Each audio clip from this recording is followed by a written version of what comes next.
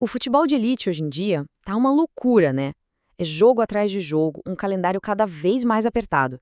E isso cria um problema enorme porque sobra cada vez menos tempo para uma coisa essencial: treinar. E aí que entra a pergunta de US$ 1 milhão, né? Como é que os times de ponta conseguem equilibrar a preparação e a recuperação quando os jogos acontecem um em cima do outro, a cada 3 ou 4 dias? Uma pesquisa científica foi atrás dessa resposta. E olha, a resposta não vem de achismo, não. Ela vem de dados, muitos dados. Essa análise toda é baseada num estudo que acompanhou de perto 28 jogadores de um time de ponta de Portugal por 2 temporadas inteiras. A gente está falando de dados de GPS coletados em mais de 100 partidas oficiais. Ok, mas para a gente conseguir entender o que os pesquisadores descobriram, primeiro a gente precisa falar a mesma língua que eles. Vamos dar uma olhada em alguns conceitos que eles usaram para medir a carga de trabalho dos jogadores.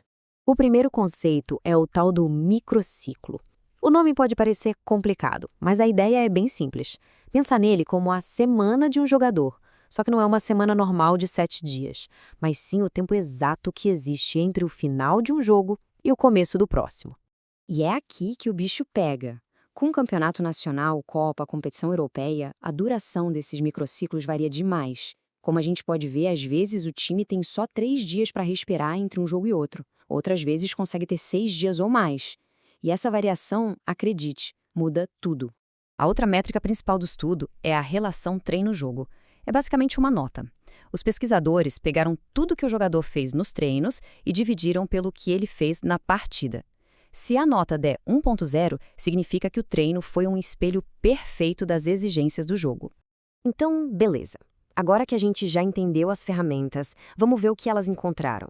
É aqui que os dados começam a mostrar uma coisa bem surpreendente. Uma baita diferença entre como os times treinam e como eles de fato jogam. Isso leva a gente para a pergunta principal de toda essa história. Será que o que os jogadores fazem no campo de treino está mesmo preparando eles para os momentos mais intensos e decisivos de uma partida? Dá uma olhada nesse gráfico, é bem claro. A gente vê que quanto mais longa a semana, mais os jogadores treinam no geral. Bom, isso é meio óbvio, né?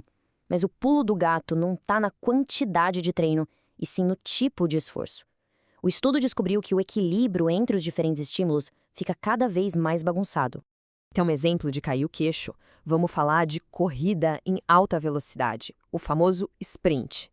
Na semana mais longa possível, a de 6 dias, a tal relação treino-jogo foi de 0,86. Sabe o que isso quer dizer?